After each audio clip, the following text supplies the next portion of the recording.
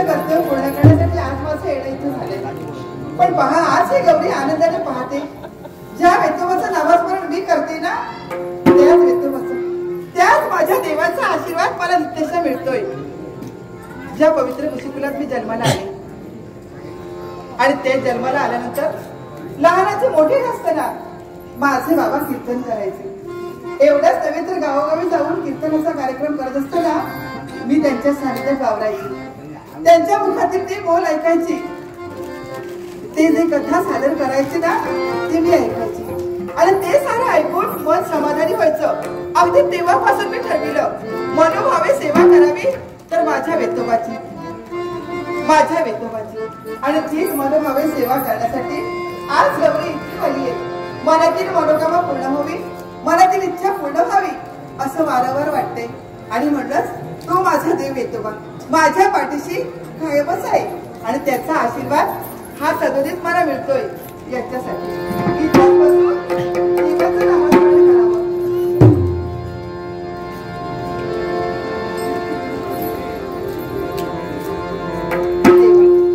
आतापर्यंत मी कसं कर्तव्य पूर्ण करत आले आणि या एकांत स्थळी इथे येऊन एकसारखं तुझं भजन तुझं नामस्मरण करावा एवढाच नव्हे तर तुझा आशीर्वाद मिळवून घेण्यासाठी अहोरात्र मी झटते. मला आशीर्वाद दे आणि माझ्या मनाचं समाधान कर. माझ्या मनाचं समाधान कर. माझ्या मनाचं समाधान कर. माझ्या या भक्तीचा माझ्या जीवाला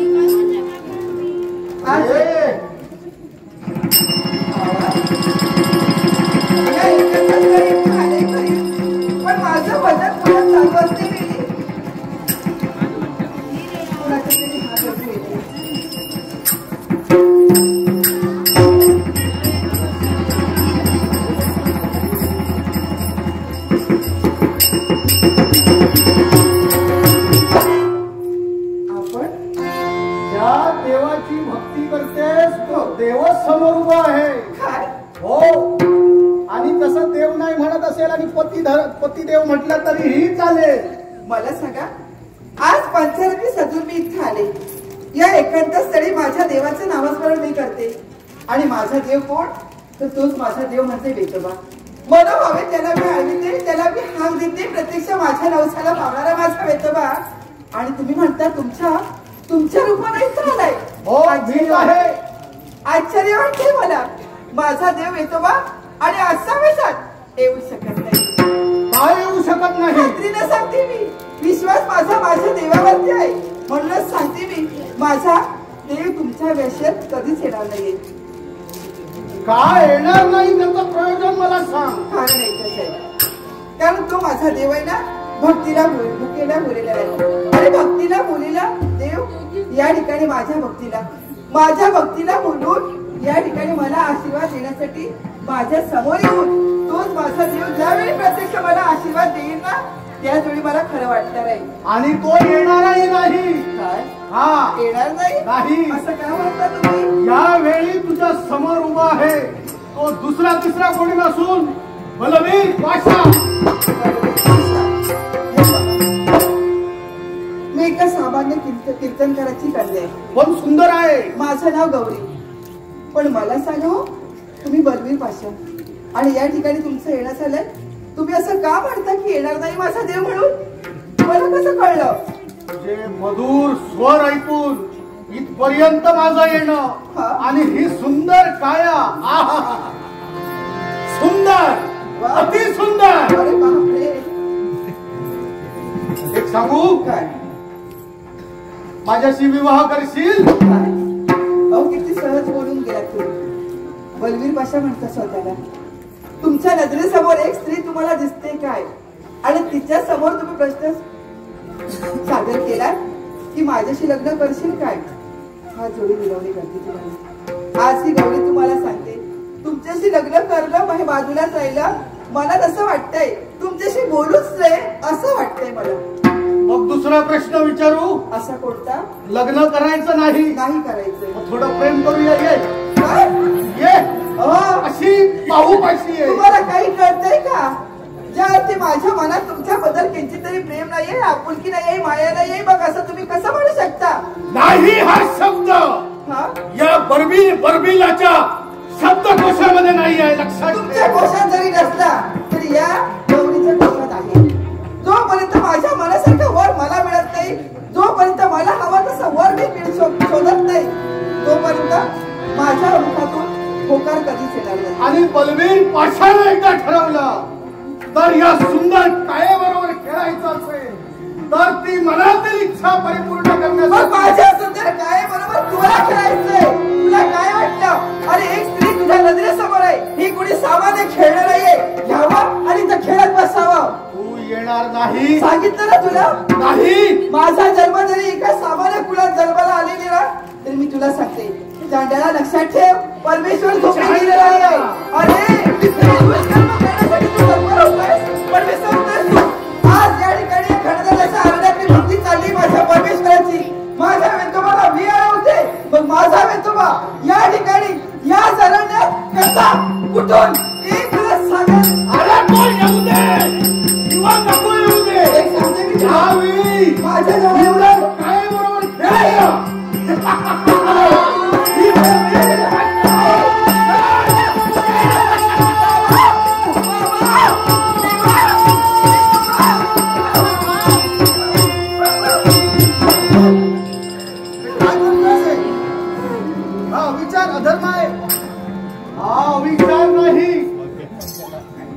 सुंदर काय बरोबर खेळणं हा माझा सुविचार.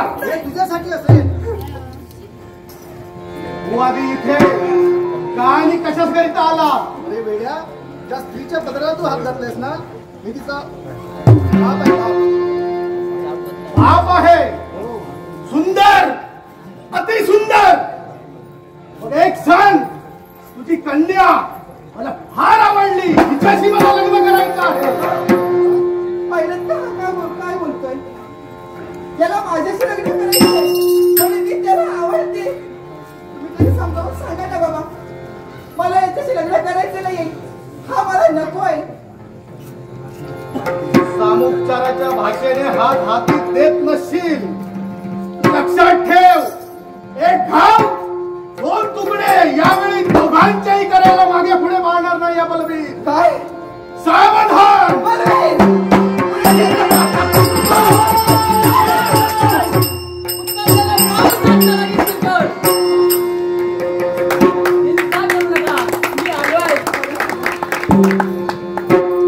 आणि कशा करिता आलास? असा विचार करणारी व्यक्ती तू आहेस तरी कोण? बलवीर पाशा. बलवीर तू हे काय करतोयस? काय करतोय? प्रेम करत होतो तिच्यावर आणि या खेळण्यामध्ये झाला. अरे प्रेम करत होतास की जबरदस्ती करत होतास? प्रेम म्हणजे जबरदस्ती ना रे. काय तिची संमती नसताना तू हे जबरदस्तीच करत होतास ना? यावेळी तू माझा मार्ग रोखतोयस. प्रथम मला तू सांग, माझा मार्ग रोखणारी व्यक्ती कोण? नाव माझा खंडू मल्हार आणि माणुसकीचा माणुसकी नाव सदैव लढण्यासाठी यावेळी मी इथपर्यंत आलो आहे. म्हणून मी तुला संधी देतोय, आल्या पावली निघून जा. संधी तू मला देतो आहेस. बलवीरचं एकच कर्तव्य, एकदा एक गोष्ट मनात धरली पूर्ण केल्याशिवाय बलवीर कधी माघारी फिरत नाही. असं जर असेल तर पंच प्राणाचीही पर्वा न करता तुला जगाच्या आत गेल्याशिवाय हा खंडू मला राहणार नाही. यावेळी तू मला जगाच्या आड करणार. मग पाहूया तुझ्या बाहुबलामध्ये किती पराक्रम आहेत. ज्या अर्थी तुझ्या पराक्रमाच्या जोरावर या बलवीरला तू जगाच्या आड करणार आहेस. असं जर असेल तर पाहूया कोणाच्या बाहुबलात ही शक्ती आहे ते.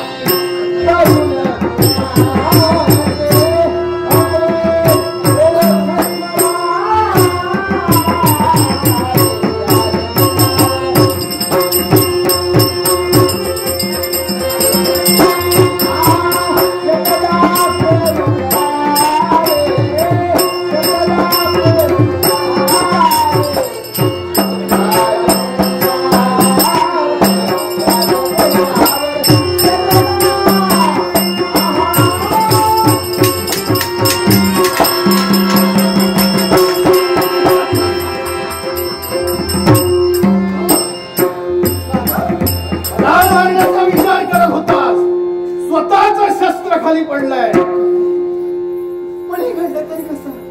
एकाएकी आमच्या रक्षणासाठी आलेली व्यक्ती आणि यांच्या हातातील शस्त्र हे भूमीवरती पडलंय. एक गोष्ट लक्षात ठेव, शस्त्र खाली पडलंय. मोठ्या मानाने मला सांगत होता तुझा वध करेल, पण यावेळी हा बलवीर मारा यावेळी राजीवाडा जीवन जगण्यापेक्षा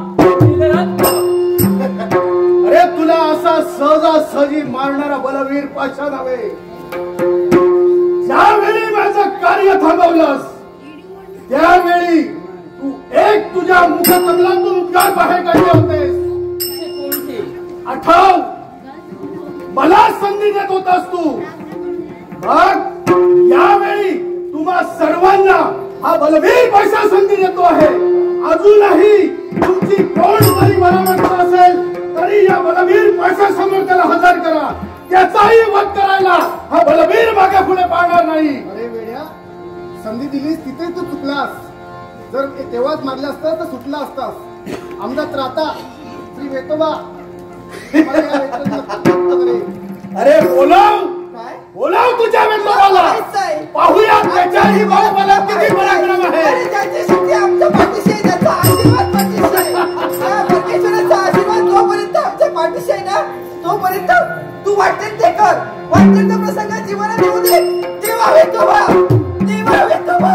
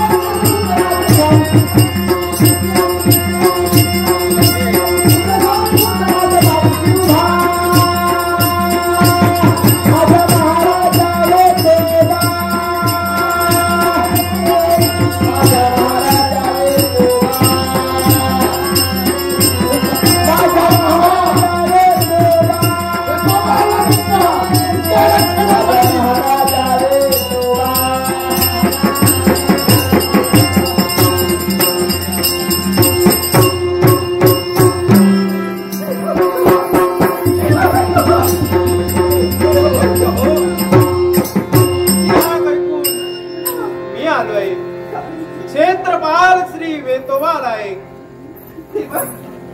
आजपर्यंत तुझं भजन पूजन केलं आणि आज आलेलं संकट दूर करण्यासाठी तू इथं आलास. तुला पाहून मन समाधानी झाले रे. हे भक्त हो, यावेळी मी तुमच्यासाठी धाव घेतली आहे. तसाच अरे बलवीर, मी तुझ्यासाठी इथपर्यंत आलो आहे. कोणासाठी? बलवीर, अरे नाही मला तू कुणी मला परका नव्हेस. अरे या विश्वातील सारी लेकरही माझीच आहेत. फक्त तुझ्या मनातील विचार वाईट आहेत. ते वाईट विचार दूर सारतील तेव्हा हा देव तुझाही होईल. मनातील विचार वाईट नाही आहेत, चांगलेच विचार माझ्या मनात आहेत. माझं कर्तव्य तुला सांगतो, एखाद्या सुंदर स्त्रीचं वस्त्र फेडले हा या बलवीरचा छंद आहे. बलवीर, अरे आज छंद वाटतोय तुला, पण वेड्यात चुकतोयस तू. अरे आज जरी तुला छंद वाटत असला तरी कौरव पांडवांच्या भर सभेत दुःशासनाला द्रौपदीला फडफडत ओढत आणलं, पण तिचा पाठीराखा देव अदृश्य रूपाने का होईना त्या देवाने तिची लाज राखली. बलवीर, घडलं ते काय? अरे आपल्या बंधूंचा अविचाराने आणि अधर्माने त्या भर सभेत स्त्रीची विटंबना करणाऱ्या त्या दुःशासनाला अखेर शेवट झाला. बलवीर, अरे आज तुला वाटतंय की कुणीतरी तू एक शासक झालायस. अरे मुळीच आहेच मी शासक. बलवीर, अरे भ्रम आहे तुझा. साऱ्या देवतांना जिंकून घेणाऱ्या भस्मासुरालाही असंच झालं होतं, पण अखेर काय झालं? अरे बलवीर, शेवट एका स्त्रीच्या नादी तो फसला आणि त्याचं जळून भस्म झालं. आणि म्हणूनच तू जर असाच विचाराने वागलास तर बलवीर, तुझाही भस्म व्हायला वेळ लागणार नाही. अरे वेतोबा, एक गोष्ट तुला सूचित करतो. पहिली गोष्ट, मी तर तुला मानतच नाही आणि बलवीरची उद्दिष्ट संपूर्ण या जगाला मी एक दिवस पटवून देणार आहे, लक्षात ठेव. आणि मला तुझी गरज नाही. बलवीर, अरे या जगात कुठचाच देव मला देव म्हणून म्हणत नाही सांगत रे. अरे तो देव ठरतोय स्वतःच्या कर्तृत्वानं. आणि आम्हा देवांना मोठं कोणी केले असेल तर या भक्तांनी आम्हाला पूजिलं भजिलं, मनोमनी आमचं ध्यान ज्यांनी केलं ते भक्त या जगात श्रेष्ठ आहेत. आणि बलवीर, तुला जर असं वाटत असेल की आज या आमच्या भक्तांची विटंबना तू करतोयस तर माझ्या भक्तात किती सामर्थ्य आहे हेही तुला मी इथंच दाखवून दे. अरे दाखव तुझ्या भक्तात किती सामर्थ्य आहे ते. बाळ खंडू मल्हार, अरे पराजित झालास म्हणून निराश झालायस. पण चिंता मुळीच करू नकोस. आज ही अघोरी शक्ती तुझ्या समोर आहे. मग हा तुझा देव तुला आवाहन करतोय. अरे कर त्याला युद्धाचं आवाहन. आहे आशीर्वाद माझा. ये तुझ्या देवाला दाखव.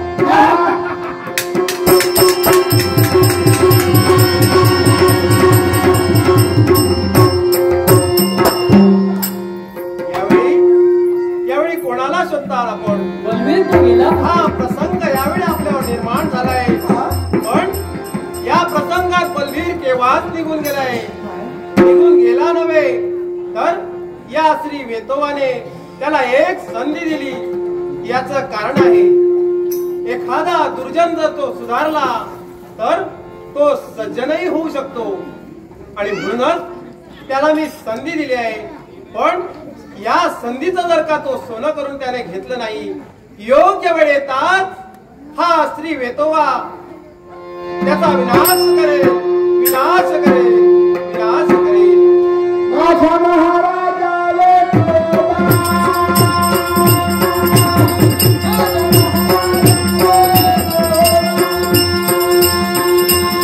राजा महाराजा वेतोबा.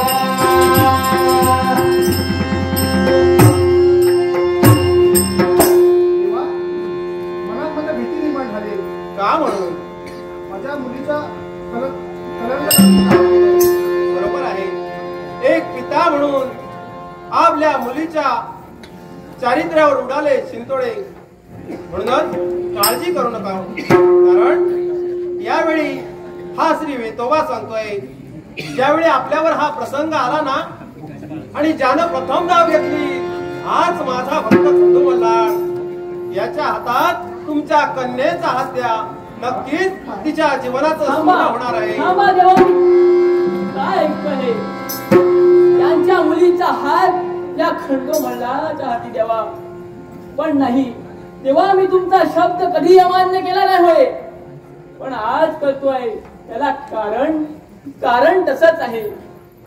मी या जगात जन्म घेतला खरा, पण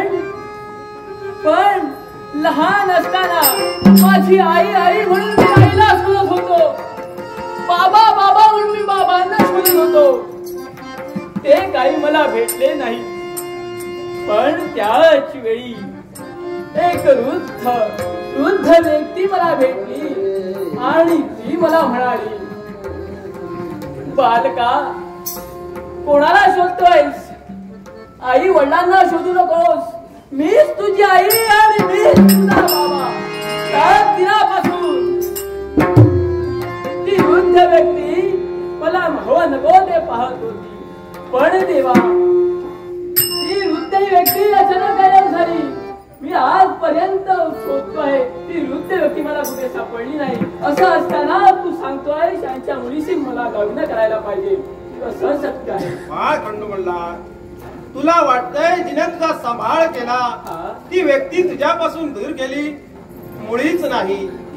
अरे आजही ती व्यक्ती तुझ्या सोबत आहे. माझ्या सोबत आहे बाळ.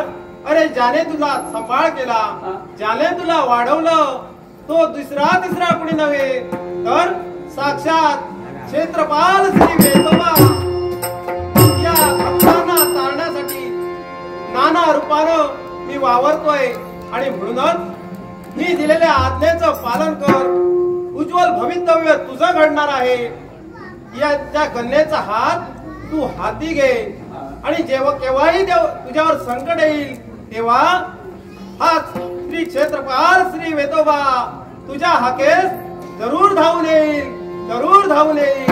माझ्या महाराजा वेतोबा.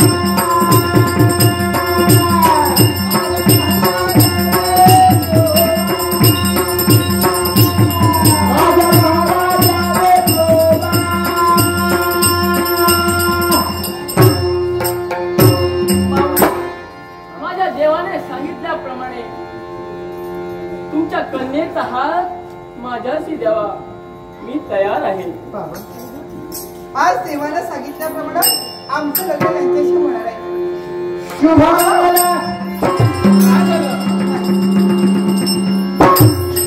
करू मला. आज या ठिकाणी गौरी यांच्याशी शकत नाही. जरी देवाचा आशीर्वाद असला, देवानं जरी सांगितलं की आज ज्यानं तुझं रक्षण केलंय तो खंडू मल्हार हा तुझ्या सौभाग्याचा धनी आहे, याच्याशी लग्न करून संसार सुखाचा थाट, असं देवाचं म्हणणं आहे. पण बाबा मला नाही, तुझी नाही, इच्छा मला नाहीये लग्न ना? करायचं नाहीये. तुझ्या इच्छेविरुद्ध काहीच करायचं नाही. कारण संसार तुला करायचा. बरोबर आहे खंडू मल्हार, हा मला तुम्हाला सांगायचंय, काय असं सांगायचं? मनापासून माझं लग्न तुमच्याशी हवं अशी माझी इच्छा आहे. हा आणि आता तर या ठिकाणी देवतेनं आशीर्वाद दिलाय, आशीर्वाद सुद्धा मग दिला तो आहे. आशीर्वाद सत्य होणारच आहे. पण पहा, आज माझ्या मनात एकच इच्छा आहे, आणि ती इच्छा कोणती असेल तर आतापर्यंत माझ्याप्रमाणे या विश्वात असंख्य स्त्रिया आहेत. हो.